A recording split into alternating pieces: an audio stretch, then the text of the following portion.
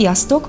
A Serendipity nevű játékot szeretném nektek bemutatni, ami azért is a kedvencem, mert ketten is nagyon jól lehet játszani, de hogyha hirtelen 6-an lettünk, az sem probléma, 6 személyes, teljesen jól lehet ezt a játékot játszani.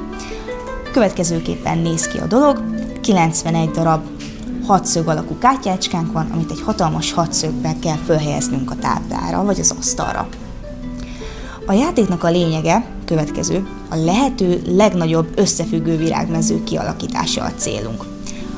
A réten, ez egy rét ugyebár, különleges virágok is el vannak ám rejtve, méghozzá 13 darab szerendi, majd hívhatjuk őket Joker kártyáknak is. Ezek még több pontot tudnak hozni a konyhára, tehát célszerű okosan bánni velük. Jó szórakozást kívánok!